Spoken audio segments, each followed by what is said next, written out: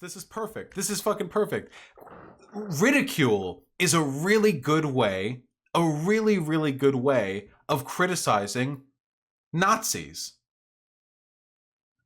Ridicule is so much better than outright condemnation, okay? Okay, listen. Okay, imagine, put yourself into the brain, blunk, blunk, put yourself into the brain of a Nazi, okay? 60 IQ, mommy issues, felt guilty the first time you shot a load. Just put yourself in that space, okay? Do plunk, plunk, okay? Bloop, you know?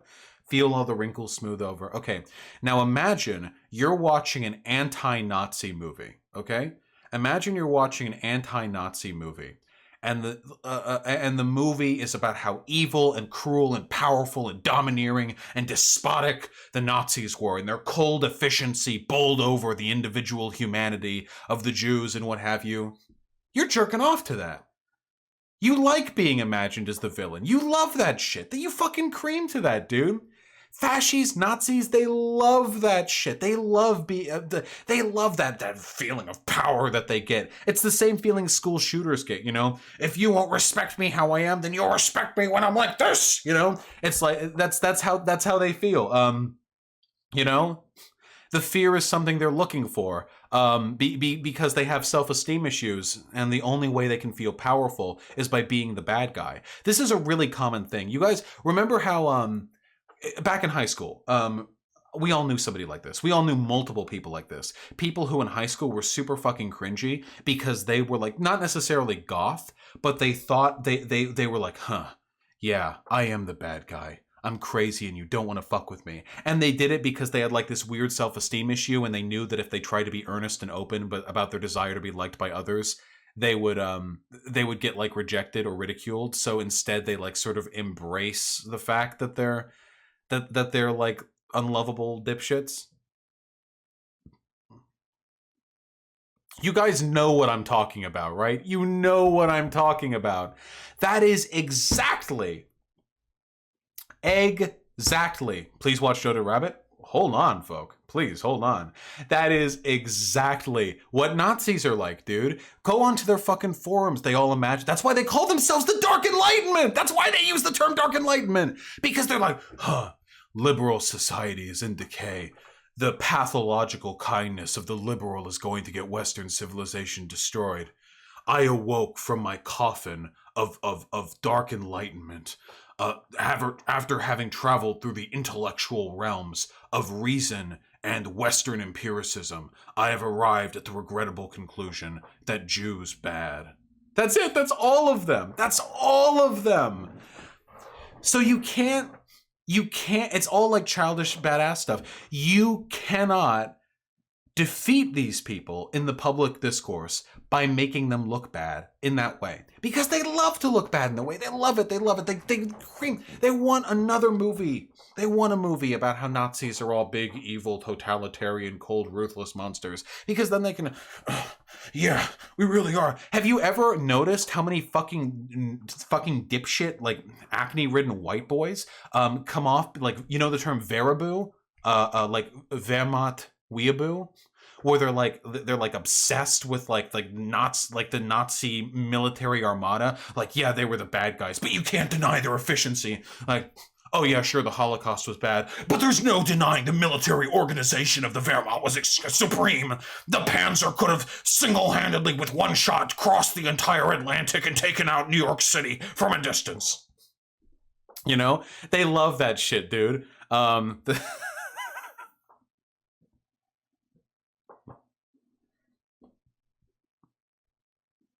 If it weren't for the Soviet hordes, yeah, they could have won the battle over London if only they had their Tigers there to aim up and shoot at the planes with the pinpoint accuracy of the elite German tank squads. Like, yeah. These people are insane, yeah. Okay.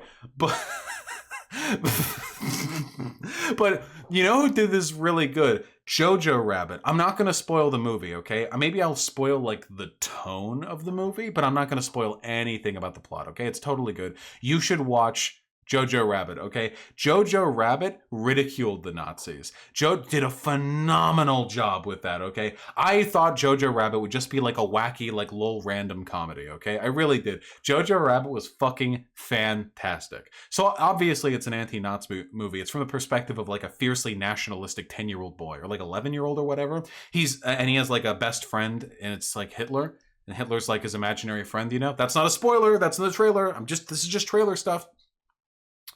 And it's literally it's brilliantly satirizes the juvenility of the Nazi ideology by framing the abandonment of Nazism through the mind of like a 10-year-old as he matures as a human being. His desire to be this fervent nationalist is equivalent morally and intellectually to his desire to like suck on mommy titty or to not be able to tie his own shoes, you know? At the beginning of the movie, he's looking, they all have this hilarious fucking German accent, you know? The German accent the whole movie, you know? He's like looking in the mirror and he's like, I am a good little boy. I am going to serve good in the Hitler Jugend. And then Adolf Hitler shows up and he's like, yeah, you are a little bit scrawny, but I think you will do a good job serving the nation. Now give me a high five. Hail Hitler! Hail Hitler! Hail Hitler! Hail Hitler! Hail Hitler! Hail. It's like this. It's like a little. It's like a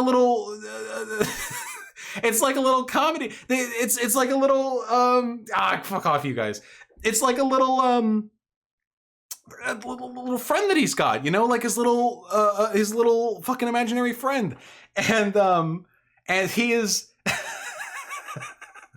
And the movie does such an incredible job of satirizing it. The Nazis want you to believe that they're all these like here's what the Nazis want you to believe, okay? Every Nazi soldier was a cold, ruthless disciplinarian with a mind for efficiency and a tolerance for pain and authority that vastly exceeds that of your average Judeo-corrupted American soldier. Every Nazi soldier is a pinnacle, an elite, a vanguard of Hitler's will, single-handedly willing to lay down their lives for the fatherland. And then they pull back into the movie, and a lot of the characters in the movie think that way. But in reality, the movie constantly portrays the Nazis as these bumbling, insecure, fanatical dipshits who are compensating for personal deficiencies and feelings of emasculation by involving themselves in the war effort. Juvenile little boys for whom engaging in Nazism is every bit as mature and serves the same purpose as dipshit 16-year-olds stealing their parents' car to go like fucking street racing at like 3 a.m. You know, no joke. Like you guys really should watch it because it does such an incredible job taking down these ideologies for what they actually are. Nazis aren't cold, ruthless, efficient, highly intelligent, morally questionable, you know, executors. Nazis, look online. Nazis are insecure, intellectually defunct dipshits who are compensating for personal feelings of inadequacy by throwing their self-worth behind the nation and the race. The Nazis are and always have been sexually frustrated little bitch boys who don't know what to do with themselves and join up with the fucking brown shirt gangs for the exact same reason people join up with any other gang, because they have nothing to do and because it makes them feel powerful. That's it. They're weak, insecure, fret with fucking emotional deficiencies, and any society that bases their supposed strength bases itself upon their supposed strength is a society that is doomed to die because it will be hilariously fucking incompetent, inefficient, self-delusory, and just ridiculed with riddled with grandiosities it's not capable of actually living up to. I love throughout the course of the movie, the discourse goes from, oh yeah, the war is going well, yeah, we're doing good, you know, his victory is inevitable, to like next scene, well, shit, kid. Here, everyone, take a gun. The Americans are on our doorstep. You know, just there's no transition between those points because just like in the movie, real Nazis lied to themselves all the time about their fucking likelihood of winning the war because lying is all they could do. The grand delusion kept them going for like what, 4 years before they inevitably got bombed into shit and fucking conquered for the next 50 years. Is this Jojo Rabbit? Yeah, it was Jojo Rabbit. It shows how despicable they are too, like sending kids to their death as well. There's a lot of death in the movie. It's a dark comedy. I mean, what are you gonna do? It just you know? Yeah, go and hug that American, she says as she straps a grenade to the kid's back. Yeah, exactly. Really, really fucking great stuff, guys. True, phenomenal story. And I encourage you all to watch it. And it does a fantastic job, I think, of developing the main character in such a way as to make it clear that his personal growth, his maturation as a human being, by the time you reach about 12 years old, you should be about done with Nazism. I think that's what the movie's saying, you know? You had your fun being a little Nazi as a 10-year-old. We've seen how the propaganda affects him. We've seen how he's an inconsiderate, stupid little fucking brain-dead ideologue. And then he grows up, he learns how to tie his shoes, and he grows out of Nazism. He says, "Fuck off, Hitler," and he kicks Hitler out of a window. It's great. One of the things that I like most about the movie is I remember some people reeing because in the movie the Hitler character, the Hitler smoked cigarettes. He smoked cigarettes. And then someone was like, "Wow, Hitler abhorred cigarettes." And the director, who actually played Hitler, by the way, the director of the movie played Hitler. It was great. The director said, "I didn't think Hitler deserved the respect of researching him, so I just played him however." That's fucking based, my friends. That's fucking based. He researched the set and the setting. The environment looked fantastic. I mean, I really felt like, you know me, I'm always living it up in the 1930s, 1940s German towns, you know? It looked exactly like them. But for actually Hitler's depiction, he just did the hair and he did the mustache and he put the uniform on. And that's it. He didn't give a fuck. He was like, I just don't think this guy really deserves the respect of being like, depicted accurately. So yeah, I'm just gonna do fucking whatever with him. I don't care.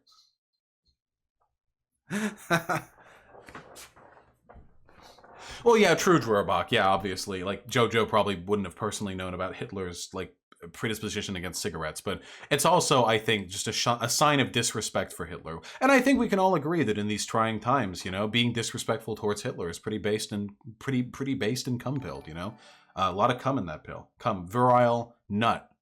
You know what I'm talking about. You know what I'm talking about. How did you feel about Captain Klenzendorf?